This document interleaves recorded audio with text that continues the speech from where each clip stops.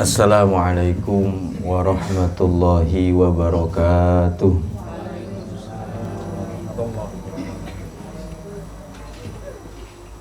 Bismillahirrahmanirrahim.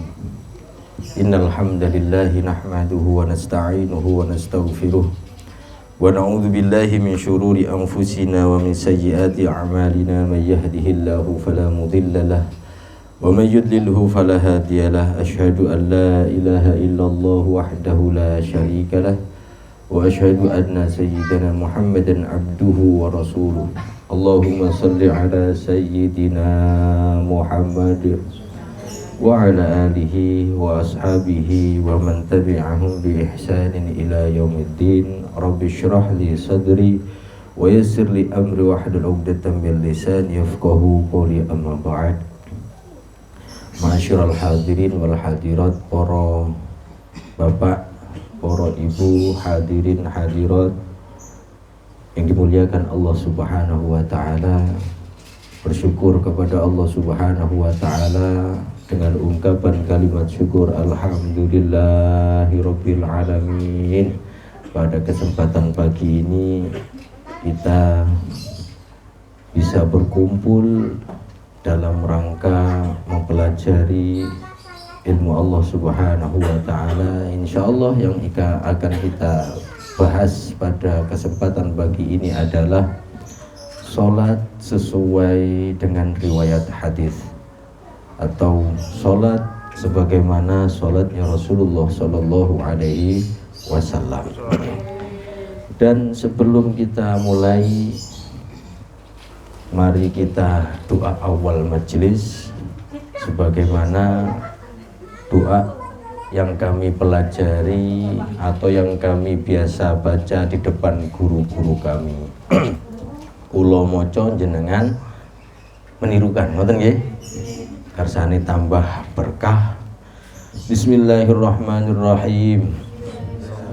Allahumma inni a'udzu bika an adilla au udalla au azilla au uzalla au adlima au udlama au ajhala au yujhala alayya.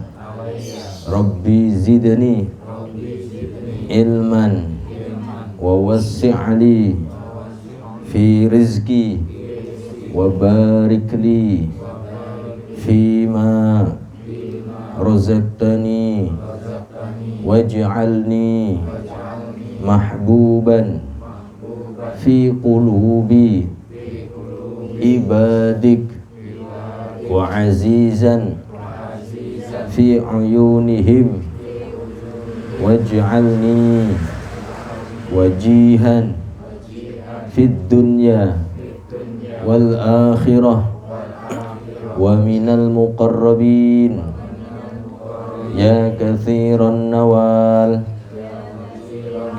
ya hasanal fi'al ya qa'iman bila zawal ya mubdi'an bila misal falakal hamdu walakal minnah walakal syarafu ala kulli hal. Wa sallallahu ala sayyidina Muhammadin walhamdulillahi rabbil alamin. Al-Fatihah. A'udzu billahi minasyaitonir rajim. Bismillahirrahmanirrahim. Alhamdulillahi rabbil alamin arrahmanir rahim maliki yaumiddin. Iyyaka na'budu wa iyyaka nasta'in. Ihdinas siratal mustaqim. Siratal ladzina an'amta 'alaihim ghairil maghdubi 'alaihim waladdallin. Rabbi fil amin.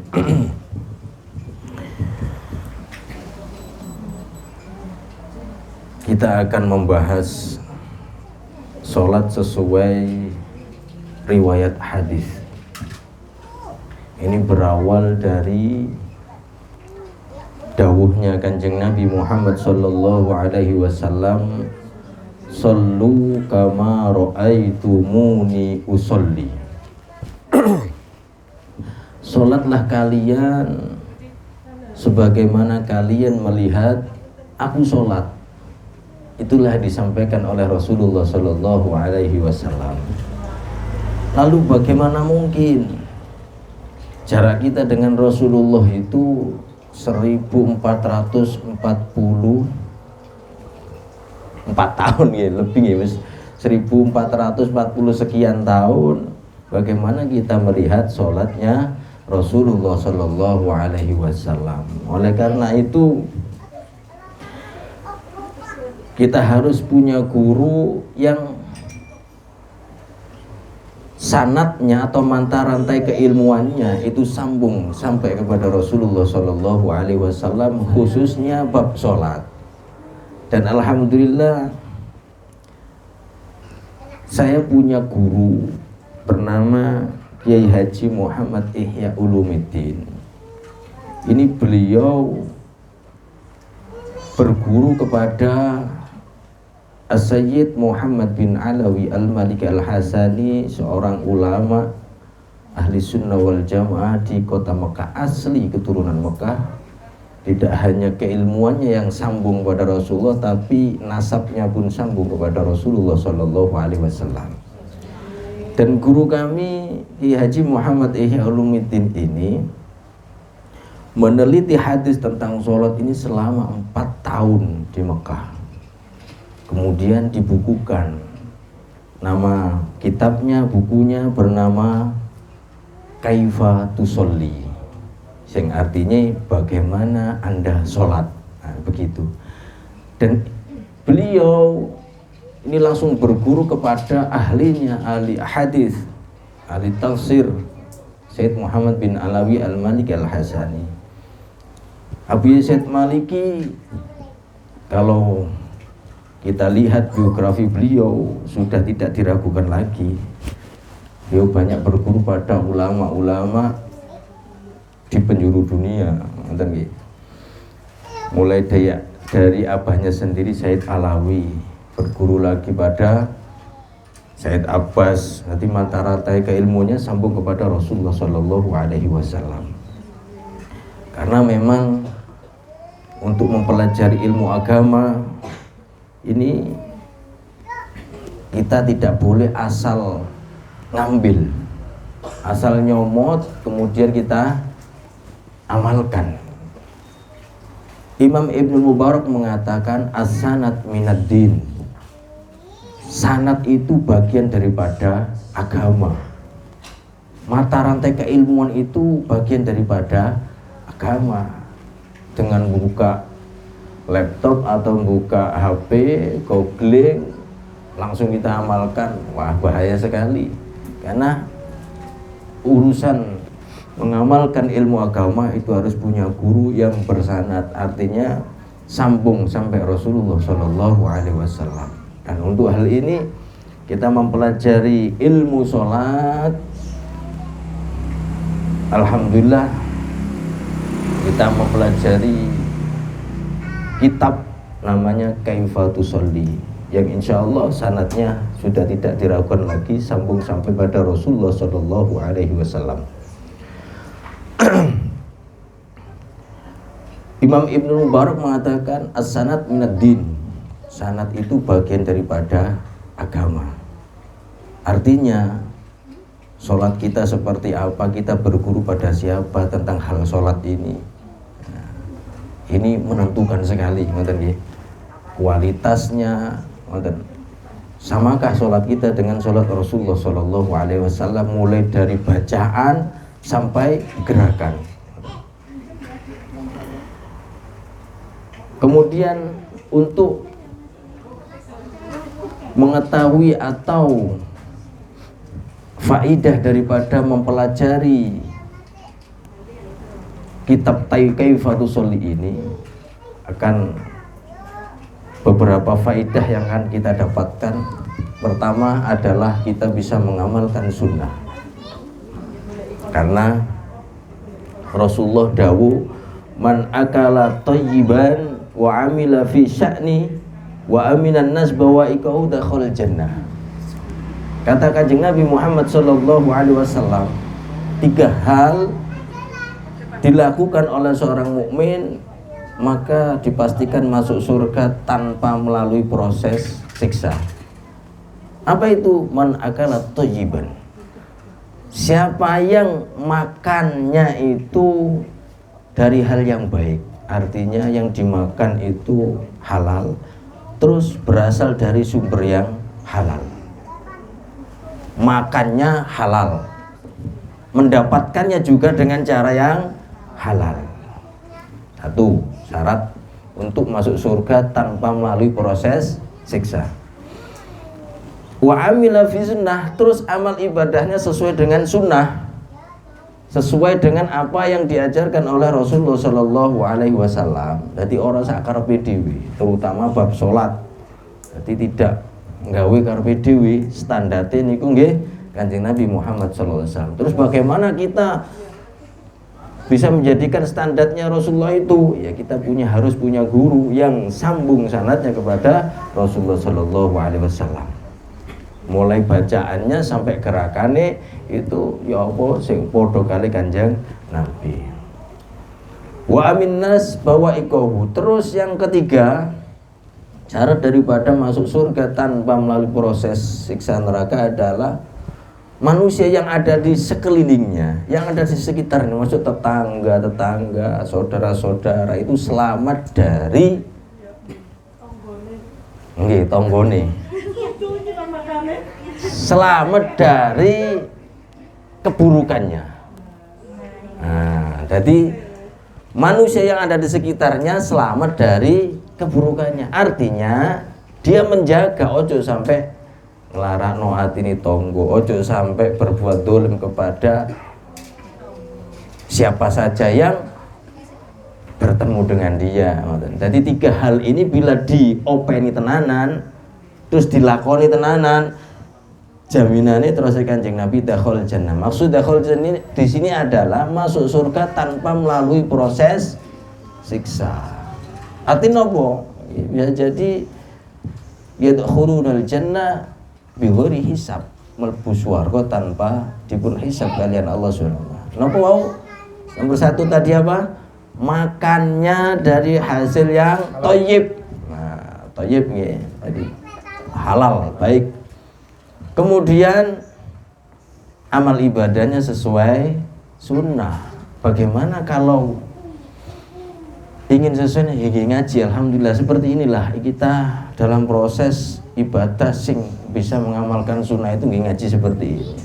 Makanya terus para ulama di akhir zaman itu orang yang ngaji akan selamat. Wong sing ngaji niku selamat. Terus termasuk mendapat pahala jihad adalah orang yang ngaji. Sebab Kanjeng Nabi dawuh, la hijrata ba'dal fath. Tidak ada kewajiban hijrah setelah Fathu Mekah, penaklukan kota Mekah, gitu. Tapi di situ ada amalan-amalan yang diberi pahala oleh Allah sebanding dengan hijrah, yaitu jihad dan niat. Nah, seperti inilah ngaji ini terus para ulama bagian daripada jihad. Nomor 3 wau napa? Orang yang ada di sekelilingnya selamat dari keburukannya. Pun 3 itu kita openi insyaallah mlebu swarga tanpa melalui proses disiksa kalian Allah Subhanahu wa taala. Kemudian faedah daripada mempelajari sholat sesuai riwayat hadis, maka kita akan tergolong orang-orang yang menghidupkan sunnah Kanjeng Nabi Muhammad Sallallahu Alaihi Wasallam. Kanjeng Nabi dawuh man ahya sunnatan min sunnati fa'amila bihan nas kana lahu mislu ajri man amila biha la yanqusu min ujurihim syai'an. Enggak. Berarti mriko cek mboten panas. Nah niku panas mriku. Tapi mriki mawon mboten panas.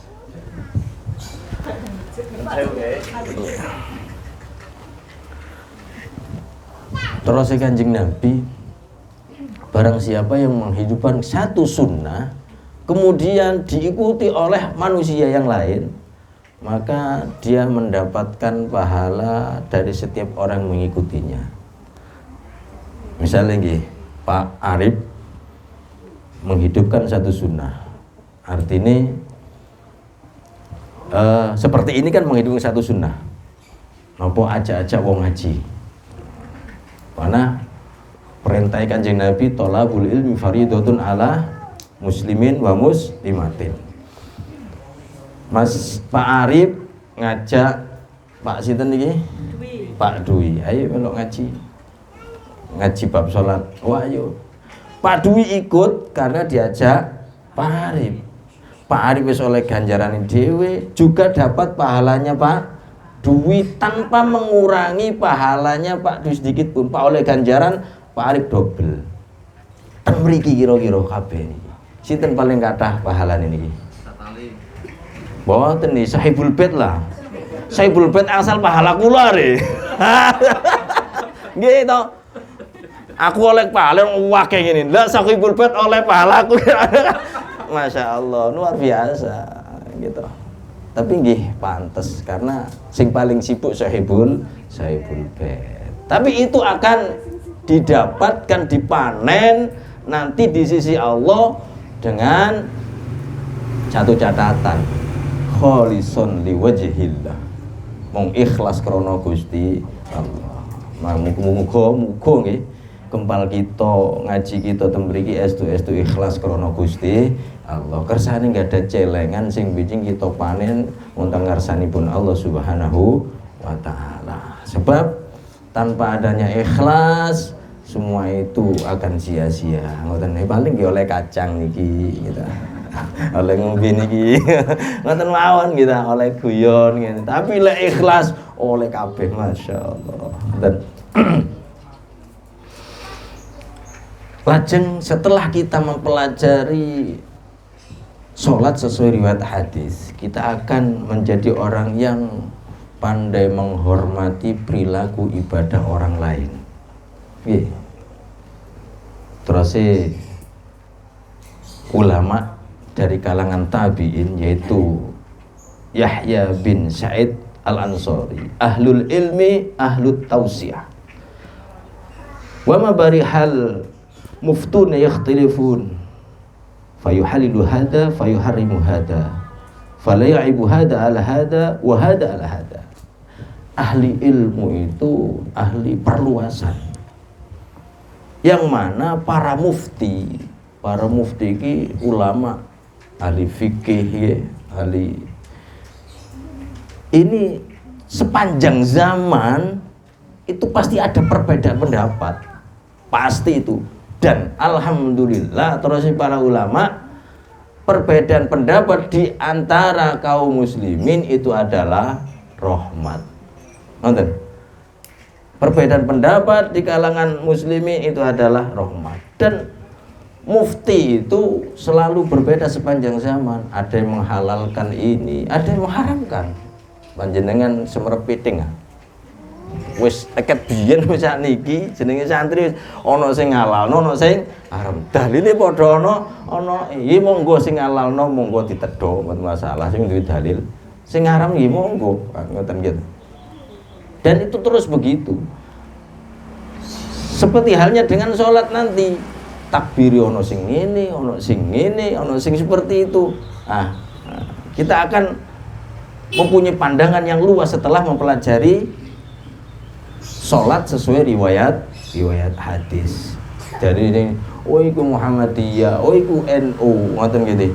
Tapi setelah mempelajari ini, alhamdulillah orang bah takbir seperti ini, oh ono dalile. Seperti ini, oh enggak apa-apa. Seperti ini akan tidak mudah menyalahkan orang lain. Enak, indah, ngoten nggih.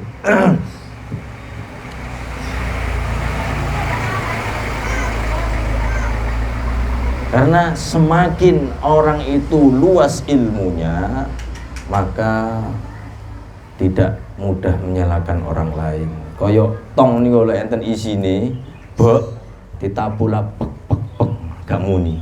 Tapi lek orang isine dong banter nggih. Nah, halnya dengan orang, semakin dia itu bertambah wawasan keilmuannya, maka sangat takut sekali menyalahkan orang lain. Al ilmu wasi, ilmu itu luas sekali, gak gampang nyalahno wong. Sekajan toh gak paham iki teko endi, tapi gak berani langsung menyalahkan dia. Karena barangkali ada pendapat yang memperbolehkannya. Saya ini ilmu saya sangat dangkal sekali kan, jadi takut menyalahkan. Dan setelah kita mempelajari ilmu sholat sebagaimana riwayat hadis Kanjeng Nabi, akan tercipta persatuan.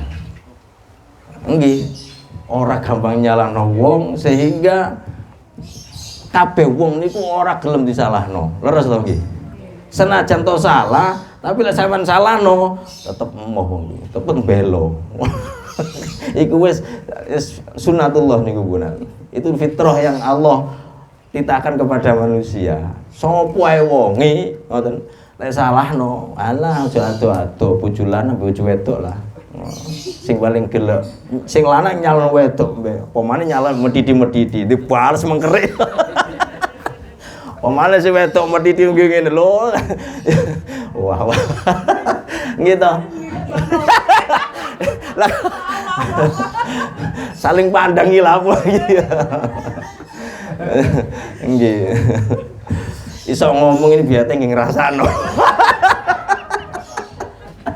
Lho nggih, karena setiap napa jenenge perbedaan pendapat terus sering tukaran itu berarti sering ketemu. Ngoten nggih. Sering kepanggih. Nek ora tahu ketemu ya mesti ae ora tahu tukaran. Ora ketemu. Esok ketemu, awan ketemu, bengi ketemu, nang dapur ketemu, nanti ketemu ya, otomatis lagi. Hal sepele ya kadang nggih, tapi alhamdulillah itulah mangkane niku terus para ulama ibadah paling gampang golek ridhone Gusti Allah iku nyenengno bojo. Bojo wedok nyenengno bojo lanang nyenengno bojo wedok. Ya apa carane bojo lanang iku iso ndadekno sumrengah guyune bojo wedok. Nah niki.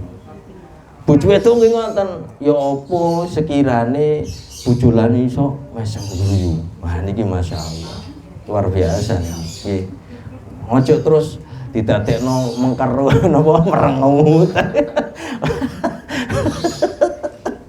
Ngoten masyaallah. Dadi ibadah luar biasa. Sakjane cukup golek ridhone Gusti Allah nang jero omah ajane. Ngoten. Nang jero omah niku luar biasa. Enten setunggal kisah di dalam kitab napa nggih? Kula supe kitabe seorang syekh niki di kalangan para ulama, di kalangan para tulabul ilim, para pencari ilmu, ini dikenal dengan kewaliannya. Oh, syekh itu adalah seorang wali, ngoten. Seorang wali, tapi syekh itu sendiri enggak terasa. Gak rumangsa lek dadi waline Gusti Allah. Kenapa? Lantaran dia diuji oleh istrinya yang punya perilaku buruk. Istrine niku mun saya lisane iki ora iso meneng, ngecaci. Tukang labrak, kayak gak ono benere lah, wong lanang gak ono benere. Dadi wong lanang ora ono benere. Ngene salah, ngono salah. Ngoten iki. Tapi si syekh ini sabar banget. Iku ngono rezekiku. Iku ngono Gusti Allah ndadekno pasanganku supaya aku tambah hidup ya Gusti Allah. Subhanallah, pandangan seperti itu. Supaya aku dengan cara itu diuji Gusti Allah, supaya aku ben tambah ide. Cek aku akeh maca istighfar. Dadi doreng ngobrol iki mboten bales, disenyumi mawon. Bismillahirrahmanirrahim. Suatu saat yang jenenge menungso nggih.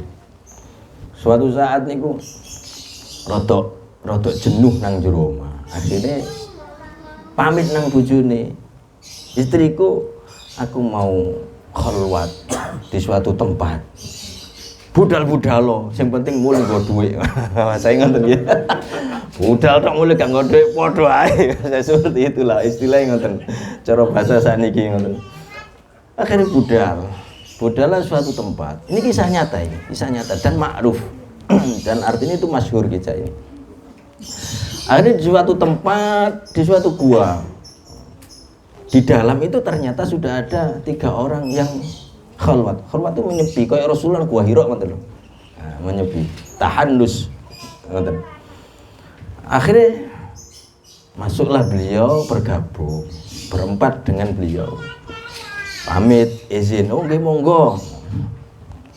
Kemudian terjadilah piket pagi. Oh hari ini si A, ini si B, si C begitu untuk cari makan.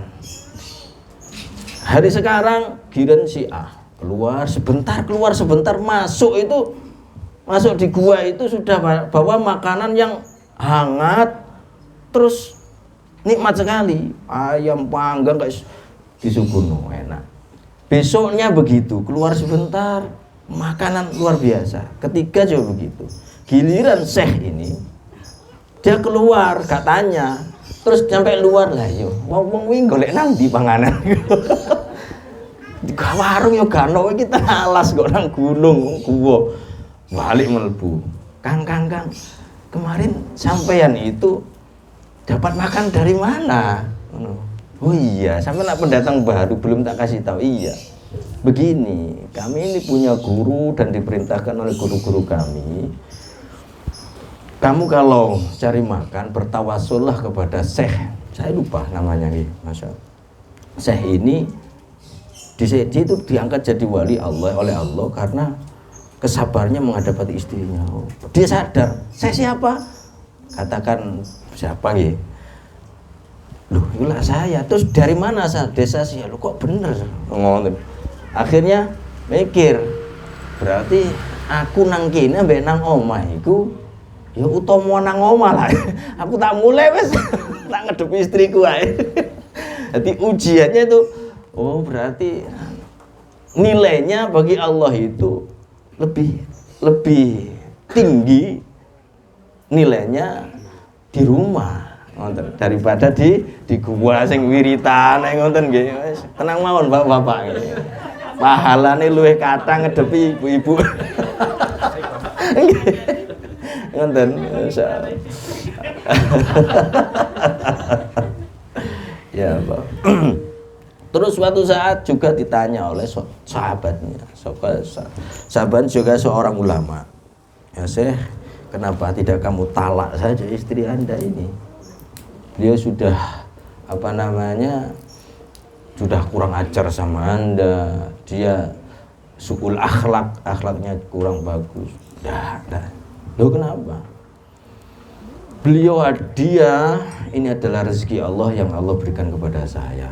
Dan seandainya saya talak, bagaimana kalau dia itu terus mendapat seorang yang lebih buruk dari saya? Gak karu-karuan malah. Dan pahala Allah yang besar itu Allah berikan ke saya lewat beliau. Maka saya bersyukur sekali. Alhamdulillah nggih. Iki wawasan ben kula kalih panjenengan lebih sabar. Ngoten nggih. Demikiannya seorang istri kan ngoten. Seorang istri seperti itu. Panjenengan semerap Sayyidah Asiyah, istri Fir'aun. Kurang apa Fir'aun nggih. Gak karu-karuan. Tetapi beliau dinas di dalam Al-Quran bahwa orang paling utama, perempuan paling utama di muka bumi ini ada 5 nggih. 1 Sayyidah Maryam, Sayyidah Maryam. Nah, terus yang kedua adalah Sayyidah Fatimah bintu Rasulillah. Yang ketiga Sayyidah Khadijah. Yang keempat istri Rasulullah bintu Abu Bakrin, sinten? Aisyah.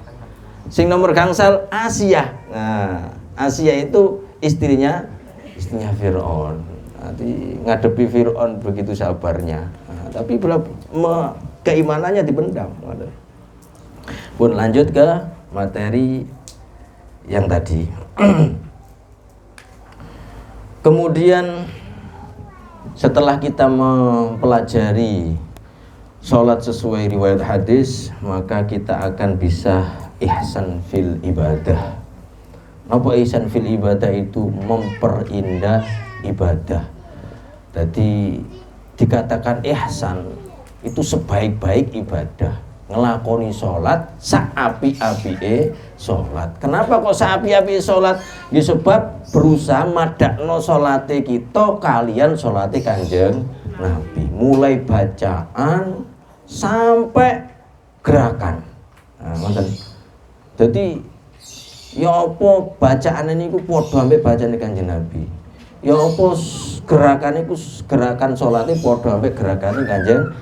Jadi niki lek kita pelajari maka kita tidak termasuk orang yang bertaklid buta. Wong manut mboten nggih, tapi kita ngerti. Oh iya berarti Rasul seperti kita belajar. Nah, ngoten.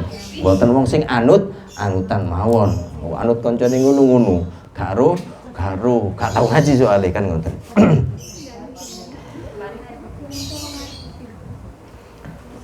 Kemudian setelah kita mengetahui faedah atau manfaat mempelajari ilmu sesuai riwayat hadis, kita akan berusaha untuk bagaimana sholat kita niki sempurna.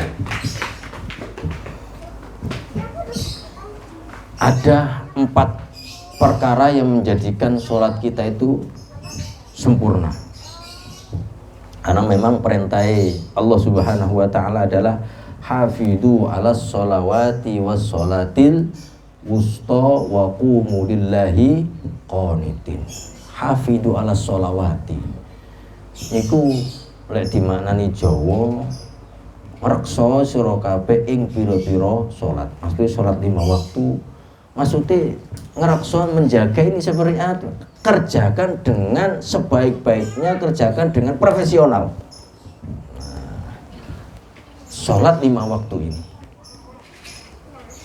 Wa sholatil wusta, wabil khusus sholat wusta.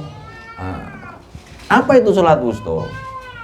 Berbeda pendapat ulama, tetapi pendapat yang paling banyak dipakai oleh para ulama adalah sholat asar. Paling banyak, termasuk Imam Syafi'i. Di qaul qadimnya, di qaul yang lama itu mengatakan sholat subuh, tetapi di qaul jadidnya beliau sependapat dengan ulama yang lain bahwa sholat wusta adalah sholat asar. Makanya sholat asar niku abot kanggo wong munafik. Sholat yang dikerjakan dengan berjamaah, wong munafik niki abot. Kalau seseorang ada penyakit munafik dalam hatinya, dalam dirinya, maka berat sekali kata para ulama abot ngelakoni sholat asar berjamaah loh, berjamaah. Banyak orang tidak siap dengan jamaah sholat asar. Kenapa? Niki kula pribadi penelitian. Penelitian di masjid, satu masjid ke masjid yang lain, ternyata sama, hampir sama semua jawabannya. Sholat yang paling sedikit jamaahnya itu sholat apa? Asar katanya. Temriki ya nopo? Loh iya loh. Rame sama. Rame. Dibuat rame aja. Dibuat rame. Loh nggih, termasuk di masjid saya sendiri begitu. Loh saya nggak tahu. Sholat asar itu ternyata berat sekali berjamaah. Itu karena secara khusus disebutkan dalam Quran oleh Allah, hafidhu 'alas sholawati was sholatil wusta wa qumu lillahi qanitin. Ngoten. Jadi riwayatnya panjang, kenapa itu napa jenenge salat wusta itu kok asar? Di antaranya Kanjeng Nabi itu waktu perang Khandaq, parit itu Rasulullah ikut terjun ngeduk parit. Jadi bayangkan ya, parit berkilo-kilo niku. Nggawe benteng ben kudae wong kafir tidak bisa mencolot.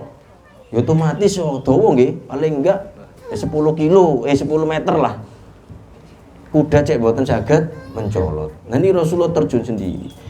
Ternyata Rasulullah itu kehilangan sholat asar. Entek wau sampai maghrib, sampai Rasul ndonga. Mereka telah menyibukkan kita sehingga meninggalkan sholat wusta. Bahasa Kanjeng Nabi seperti itulah. Dari situlah, oh berarti sholat wusta itu sholat asar.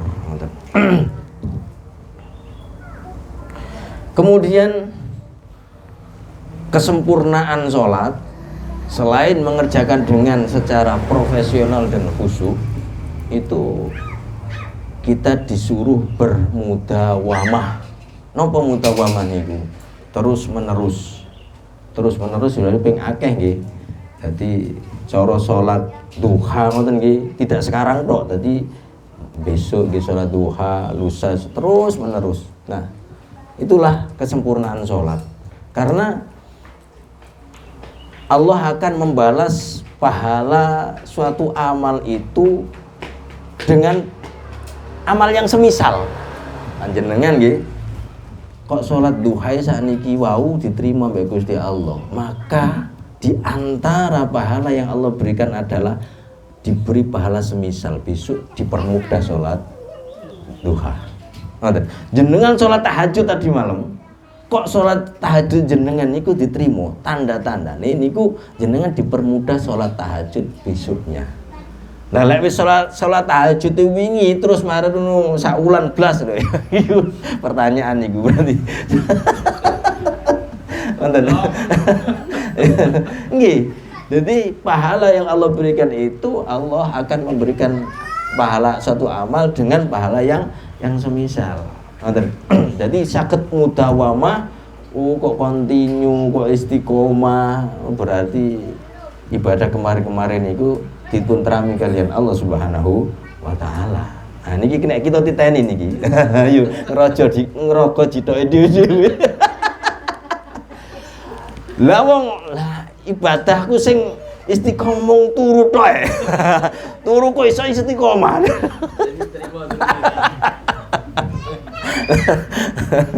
Niku alasane santri kopler. Ya ngomong santri ngoten ya ibadahku turu lho ibadah jare ngono.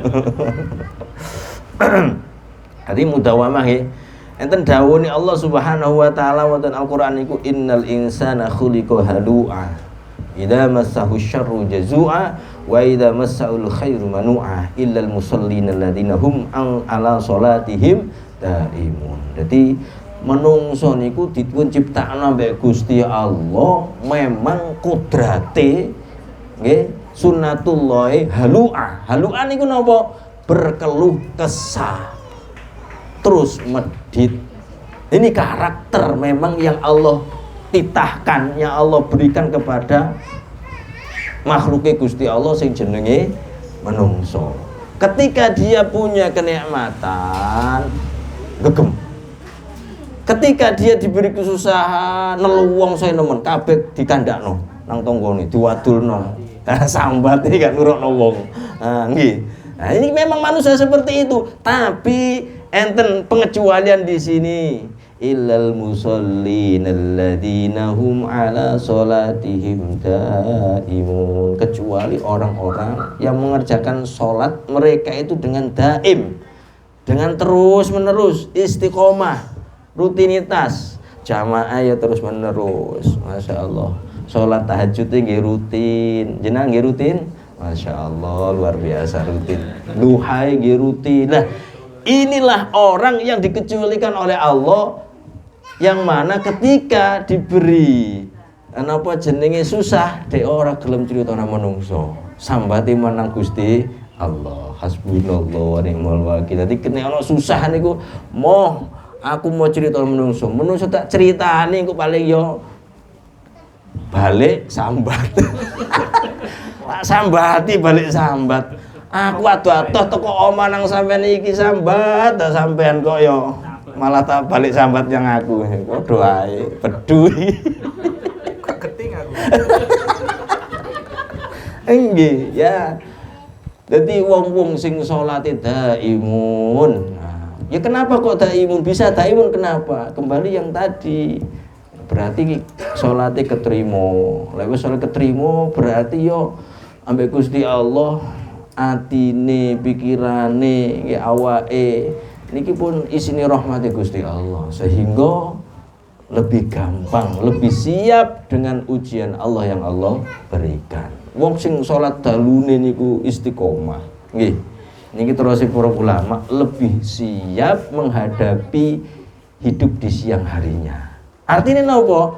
Artinya wong sing tahajud keterima mbek Gusti Allah. Ini ketika urip ini kan ujian toh. Pagi sampai sore lagi itu ujian. Tapi wong sing tahajud terus diterima Gusti Allah, maka dia lebih siap. Artinya dengan ujian Allah itu dia bisa lulus ngoten lho. Siap untuk lulus, iso lulus diuji Gusti Allah iso lulus. Niki wong sing istiqomah dalam salat malamnya. Kemudian khusyuk dengan mempelajari salat sesuai riwayat hadis, kita akan mudah diarahkan ke arah khusyuk. Terus Allah Subhanahu wa taala wonten Al-Qur'an surat Al-Mu'minun, qad aflahal mu'minuna alladzina hum fi sholatihim khashi'un. Sungguh sangat beruntung sekali orang-orang mukmin yang mereka sholatnya itu bisa dilakukan dengan secara khusyuk. Innamas sholatu takhasyu' wa tadarru' wa tamaskun. Sholat itu adalah khusyuk. Sholat itu adalah tadarru'. Sholat itu adalah tenang. Niki nggih. Dadi sing jenenge salat iku ya khusyuk. Sing jenenge salat iku ya menghadirkan hati. Sing jenenge salat iku ya tenang, ora gupuh kabeh. Nek ana salat terus penculit ngoten iki napa? Nah, apakah tadi tidak sesuai dengan dawuh Kanjeng Nabi sing jenenge salat iku ya menghadirkan hati, khusyuk ngoten. Nah, kalau kita mempelajari salat sesuai dengan sholatnya Kanjeng Nabi, niki akan bisa lebih bisa mengukur. Oh, Kanjeng Nabi itu Fatihah sakmini seperti itu. Suratnya kayak ini, kemudian bacaannya seperti ini, jumlahnya sekian. Ngoten. Nah, terus marungono sujudnya Kanjeng Nabi itu bacanya ini, jumlahnya sekian. Akan bisa mengukur. Nah, akan lebih mudah diarahkan ke arah khusyuk.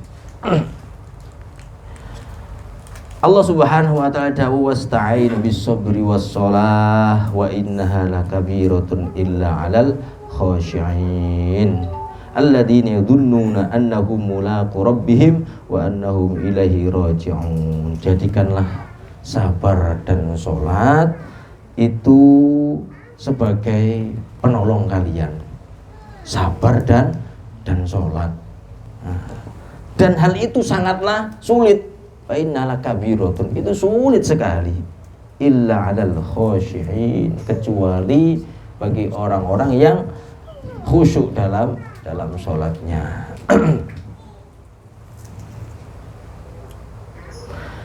Niki penting, banyak pertanyaan datang kula sing diarani khusyuk itu seperti apa?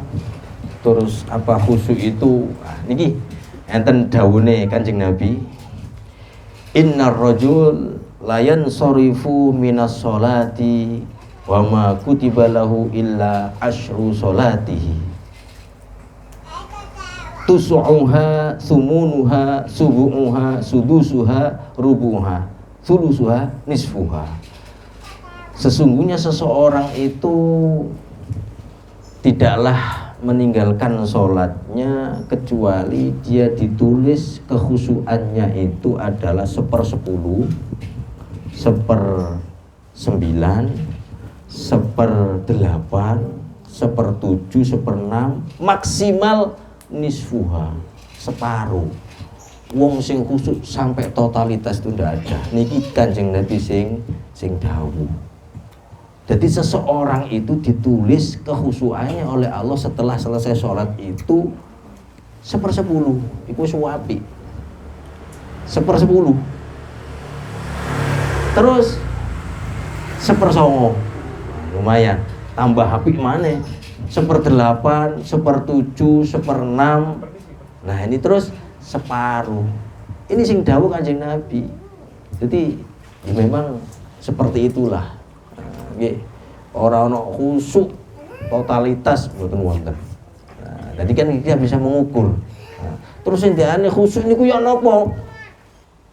Apakah kita harus hilang? Wis gak sadar mboten nggih.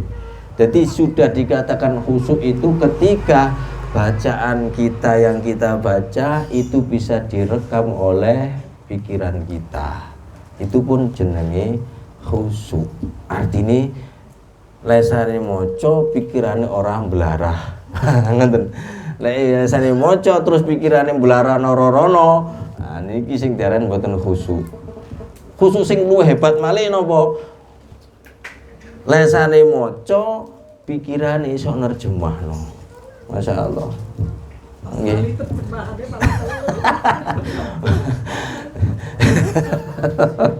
Dadi sing diwaca niki ro karepe ngono lho. Ro karepe qul huwallahu ahad. Dadi Gusti Allah iku mung situ. Ah, ngoten nggih. Dadi ngerti karepe. Berarti nggih kudu belajar memang kudu ngaji kan ngoten. Sing diare khusyuk seperti itu. Oh tapi aku gak iso lek nerjemahno. Paling tidak nopo sing kita baca itu ditangkap oleh pikiran kita. Itu sudah dinamakan khusyuk. Nyeritakno khusyuke napa jenenge para sahabat nggih. Khusyuke para tabi'in. Nah, ada banyak kisah. Jadi sahabat Abbad bin Bishr niki nate njogo pos agar musuh tidak nyelinap masuk. Niki jenuh digawe salat. Digawe salat. Saking khusyuke dipanah ambek musuh nih, mancep panah telu. Niki gak leren salat diterusno. Nek kita aja sampai panah lamu. Utawa ana tikus liwat ae mencolot. Niki panah lho, Pak. Panah mancep ke tubuhnya. Beliau tidak membatalkan wudu terus. Masya Allah. Jadi musuh sampai gak ero panahku bleset tak gak. Panasku kena tak gak. Cek wedi soalnya sing ngadeg kae salat. Ya Allah. Ngoten. Putune Kanjeng Nabi Ali Zainal Abidin waktu sujud nang jero masjid. Kobong. Masjid iki kobong sing dinggoni. Wong kabeh pating bengok ya putune Kanjeng Nabi, ya putune ngaliyo kobong. Meneng wong sampai entek kabeh. Dia gak apa. Ketika selesai ditakoni. Sampeyan karo ta lek kobong iki. Terusin apa? Al-hadni an-narul akhirah. Api neraka melupakanku api daripada api dunia. Wis gak nutut iki. Aku dilalekno ambek geni akhirat ya Allah. Ngoten nggih. Wah wis gak nutut blas iki awake dhewe iki. Terus sahabat Rabi bin Khosman. Rabi bin Khosman niki di rumahnya sholat sunnah tahajud ngoten. Terus ono maling. Jarane dicolong. Tanggane bengok-bengok. Ngoten, bengok-bengok. Robe, metu. Jaramu dicolong, Robe. Mbak Mendel mawon. Dipikir turu kan ngoten. Akhirnya culung. Jarane dicolong situ dicolong temen. Selesai wong ngumpul kabeh dia keluar. Robe karo ta? Ero, aku maling lu nguculi anuku ro. Tapi aku eman salatku timbangane jaranku. Aku eman salatku tinimbang jaranku. Pak, misalnya sholat duha tuh mriki nggih. Allahu Akbar. Ana sepeda motor diutukno wong. Kira-kira maling tan terusno bacaan terus selesai niki. Ya Allah. Berarti kan pedaku lebih aku seneng itu timbang salatku. Niku kelas kita niku. Niku kelas awak sandal ae ngono. Cuma nek sepeda nggih sandal ya Allah. Anjene awak dhewe kedonyan anjene nggih. Wis diakoni mawon. Awak dhewe wis kedonyan.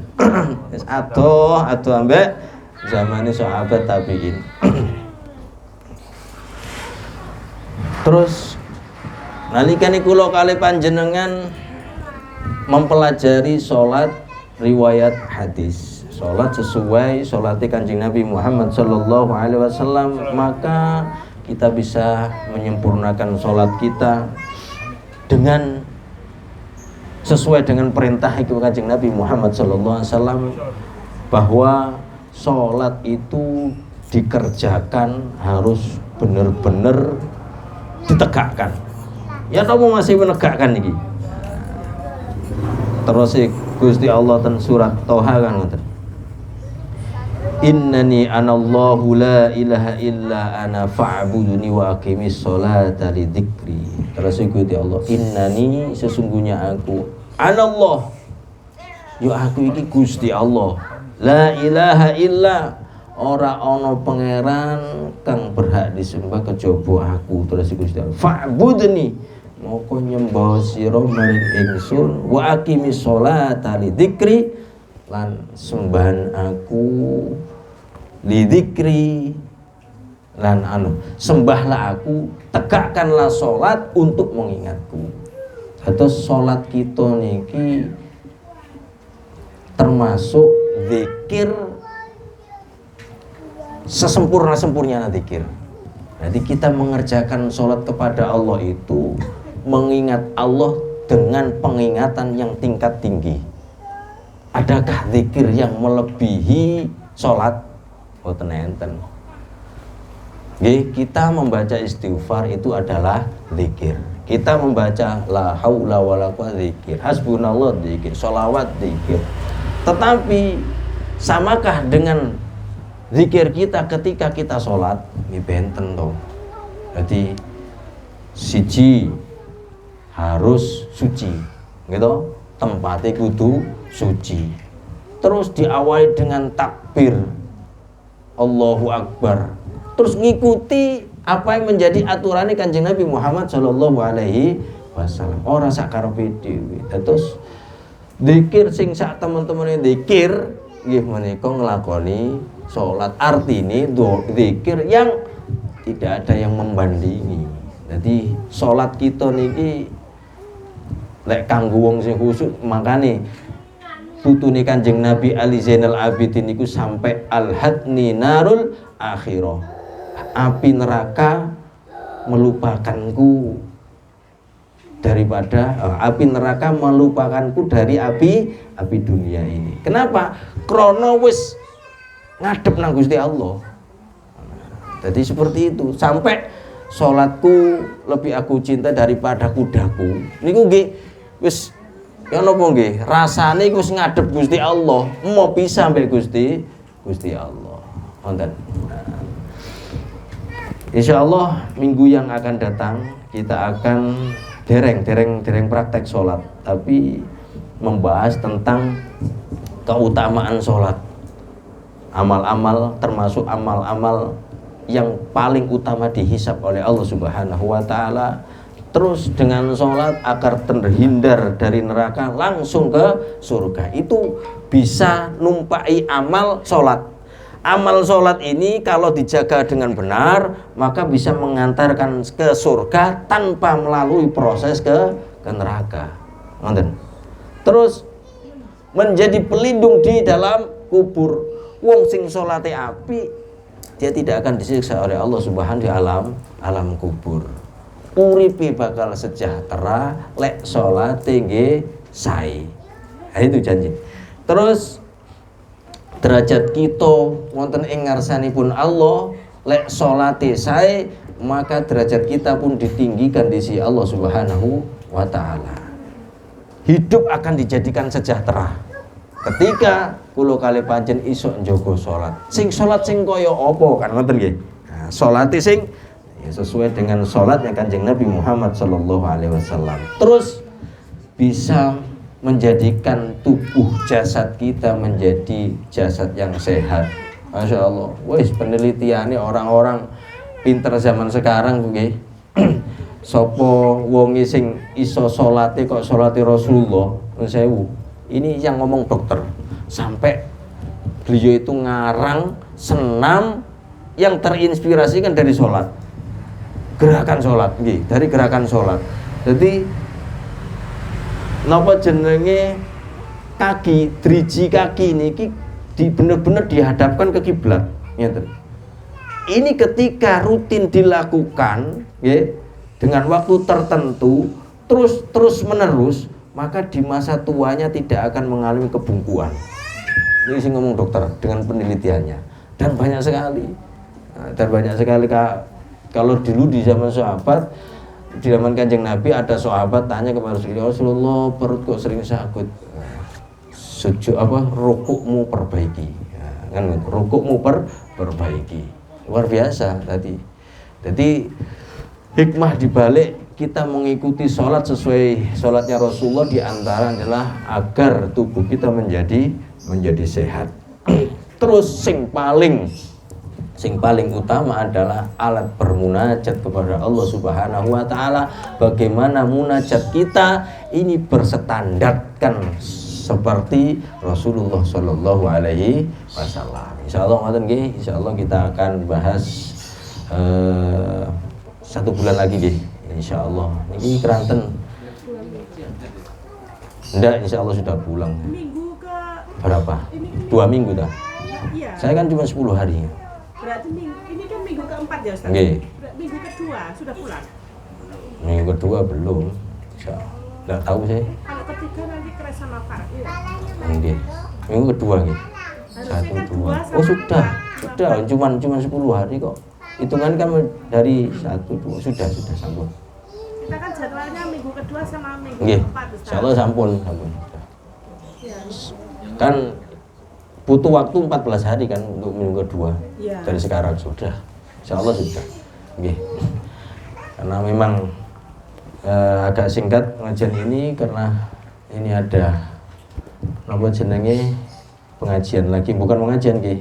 Napa jenenge rutinan bulanan kami yang semula napa minggu ketiga diundur minggu keempat, sehingga kalau akhir mawon nggih niki karena saya ketuanya lek gak hadir yo gak enak iki.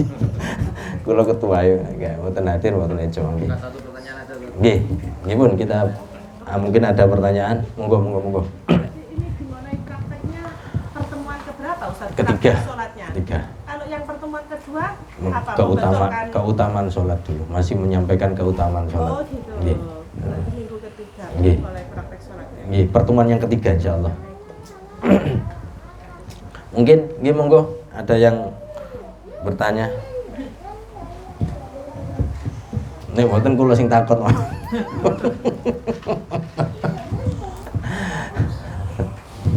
Bismillahirrahmanirrahim. Ustaz, saya tanya Ustaz ya. Kan saya pernah ini Ustaz, mendengar bahwa kalau orang yang imannya semakin tinggi lah ya, berarti dia ujiannya semakin berat. Kan ngeri Ustaz kalau kita melihat seperti itu. Opo imannya kita gak usah tinggi-tinggi ya, cek ujiannya gak berat-berat. Kan begitu Ustaz. Terus pun Ustaz penafsiran seperti itu. Berat itu menurut orang yang melihat. Untuk orang yang merasakan, enggak. Kalau imannya semakin tinggi, diuji seperti apapun, enjoy. Orang yang melihat ini loh, orang di luar misalnya, kayak Rasulullah, seperti Rasulullah, enggak ada yang mengalahkan ujian Rasulullah. Orang yang melihat ini semakin berat, tapi yang merasa boten. Itu dilihat dari kacamata orang lain. Nonton loh. Dan yang melihat semakin berat imannya, semakin kuat imannya, diuji kayak apapun enjoy. Seperti itu. Ya itu mungkin dilihat dari kacamata orang orang lain yang menyaksikan, yang melihatnya. Nonton.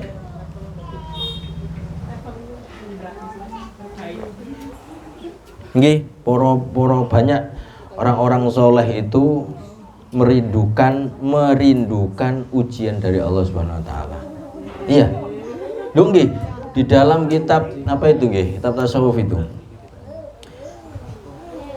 Jadi merindukan ujian Allah karena setiap kali setelah diuji pasti ada sesuatu yang manis. Nggih, pasti ada ujian. Nah, ada ijazah lah, kelulusan. Nggih.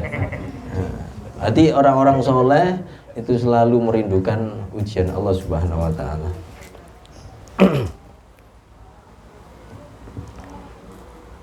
Lha orang ujian terus piye iki? Sekolah dhewe. Nggih, dipikir-pikir ngoten iki. Terus ora ana ujian ya opo sen. Nggih. Langsung bagi rapor, gak seru. Nggih, mboten seru lah. TK ya ana ujian kok.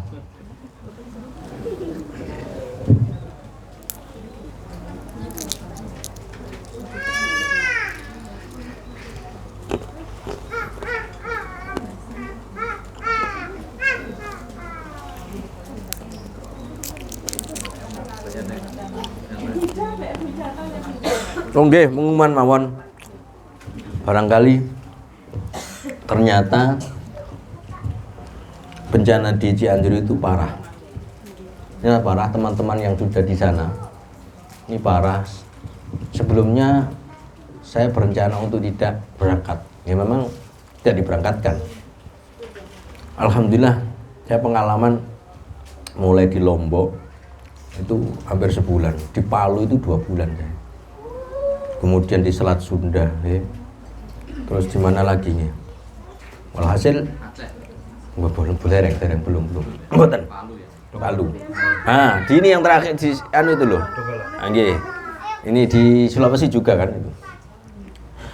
Ternyata di Cianjur ini juga nopo jenenge parah. Terus setiap kalau kita adalah orang yang beriman pada Allah dan Rasul, maka pandangan kita, tolak ukur kita adalah Al-Quran dan hadis. Di mana ada satu adab. Kalau Kanjeng Nabi dawuh, idza dhaharatil ma'asi fi ummati ammahumullah bi'adabi min indi. Ketika kemaksiatan sudah merajalela di mana-mana, ulamanya tidak bisa menghentikan, umaroknya tidak bisa menghentikan, terus saja tidak terbendung, maka ammahumullah bi'adabi min indi. Allah akan meratakan adab di tempat itu. Duh, Sulawesi itu di Sibalaya tepatnya, Masya Allah, yang tanah melaku sampai 2 kilo itu. Saya itu tanya langsung kepada orang yang terbawa tapi tidak mati. Terus dia juga bisa menceritakan sebelum-sebelumnya apa yang dilakukan di situ. Ternyata banyak kemaksiatan. Jadi ada perumahan nih. Perumahan ini kalau sudah jam 9 malam kemaksiatan apapun ada di situ. Judi ada, gak ada yang bisa menghentikan memang. Sampai diwalik iya dilek. Sampai baunya gak enak. Masa pondasi di atas. Iya beneran. Koyok lah, subhanallah, di situ saya nemukan ada satu tempat joglo koyok pendopo gitu, ukurannya kira-kira 15 kali 15 lah. Karpet itu bagus, karpetnya itu kalau nggak salah seperti karpetnya Raudhah. Bener hijau-hijau gitu. Sama sekali tempat ini retak ya orang, kanan kiri samping hancur ya, ini tengah-tengah. Karpetnya utuh. Subhanallah. Itu di dindingnya ada foto-foto ulama. Dan kami senang sekali ketika itu di antaranya fotonya kakek guru kami, yaitu Sayyid Muhammad bin Alawi Al-Malik Al-Hasani. Ada tulisannya Makassar 1978. Fotonya itu dibaliknya. dan beberapa ulama. Ada 4 sing dicendel-cendel loh. Saya kesulitan, penduduk asli udah nggak ada, ini seminggu dari kejadian. Terus saya tanya kepada salah seorang ustadz yang mana MUI di situ, dia jelaskan bahwa di situ tiap hari Senin itu ada majelis namanya Rotibul Haddad di situ. Rotibul Haddad, tapi satu Senin sekali, tiap Senin saja, utuh semuanya berantakan, Insya Allah. Terus di Lombok juga begitu.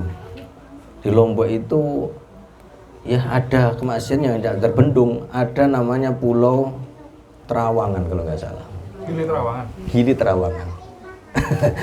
Gili Terawangan. Ini jenengan nek nate pirsa mriku gilani lah bahasa iki. Wes walhasil di Selat Sunda juga begitu. Di Selat Sunda itu pelaut-pelaut, misalnya ini mereka sendiri yang bisa. Pelaut-pelaut ini apa yang melaut, mereka doping dulu dengan minuman yang gawe dewe. Padahal kenapa gawe dewe si dijual-jual itu sudah dilarang. Sehingga gawe dewe ale-ale itu nggih, ale-ale dikai jele pempes. Lho nggih, terus diukep sampai berapa hari ngoten. Apa jenenge niku fermentasi. Fermentasi. Lah bacuman nggih bahasa iki. Seperti itu. Itu kan terus gliyang mabuk nggih. Begitu. Ini pengakuan mereka sendiri. Terus anak-anak sekolah itu nggawa lem. Dulu nggih, saya nyatakan sendiri. Saya di sana kan relawan dakwah. Jadi sering komunikasi dengan anak-anak remaja SMP itu. Sekolah ada yang bilang, sampai lihat kalau nanti sekolah sampean sidak tanya, sampai lihat tasnya ada. Dan bener ada lemnya. Jadi kemaksiatan sudah tidak terbendung kan oleh Allah, langsung dikasih. Oke. Itu. Nah, barangkali majelis ini mengumpulkan donasi mungkin. Nah, ini katanya ada LGBT-nya, katanya masih katanya. Di desa yang bersangkutan. Ustaz. Itu kan satu kota, kecamatan ya. Iya. Di situ katanya ada LGBT. Wallah belum tahu, kalau belum ke sana juga. Terus ada satu lah, ini benar kalau kemarin teman itu ada satu desa 100% pindah agama ke Nasrani. Itu katanya teman yang kemarin konfirmasi benar. Nah, ada satu desa langsung pindah agama jadi Nasrani. Nonton. Nggih. Ya mungkin barangkali ada yang galeng donasi, monggo mangke diliwatkan Masjid Al Haramain. Insyaallah saya mohon doanya nanti malam itu berangkat. Kabar-kabarnya sih 10 hari minimal. 10 hari. Tapi insyaallah 10 hari lah. Karena juga banyak rutin-rutinan ini kan, sehingga yang dulu belum punya rutinan sampai 1 bulan begitu. Sekarang dari pihak yayasan juga ngerti, alhamdulillah 3 ya wes ya, karena orang-orang yang sudah pernah terjun ke lapangan, ini teman-teman yang baru-baru biar pengalaman ngoten mawon. Ngoten ingkang saged kula aturaken. Akhirul kalam. Wassalamualaikum warahmatullahi wabarakatuh. Bismillahirrahmanirrahim. Allahumma shalli wa sallim ala sayyidina Muhammad. Alhamdulillahirabbil alamin. Hamdan yafi ni'amika fi mazida ya rabbana lakal hamdu kama yanbaghi li jalali wajhika wa 'azimi sultanik. Allahumma shalli ala sayyidina Muhammadin salatan tunjina biha min jami'il ahwali wal afat wa taqdilana biha jami'il hajat wa tutahhiruna biha min jami'is sayyi'at wa tarfa'una biha indaka 'ala darajat wa tuballighuna bi aqsal ghayati min jami'il khairati fil hayati wa ba'dal mamat wa ala alihi wa sahbihi wa sallim tasliman katsira. Allahumma ij'al jam'ana hadha jam'an marhumah waj'al tafarruqana min ba'di farqan ma'sum. Rabbana hab هب لنا من أزواجنا وذرياتنا قرة أعين واجعلنا للمتقين إماما اللهم زدنا ولا تنقصنا وأكرمنا ولا تهنا وعدنا ولا تحرمنا وآثرنا ولا تؤثر علينا وأرضنا وارض عنا اللهم كما أنعمت فزد وكما زدت فبارك وكما باركت فأتم وكما أتمت فلا تسلب ربنا آتنا في الدنيا حسنة وفي الآخرة حسنة وقنا عذاب النار وصلى الله على سيدنا محمد والحمد لله رب العالمين السلام عليكم ورحمة الله وبركاته.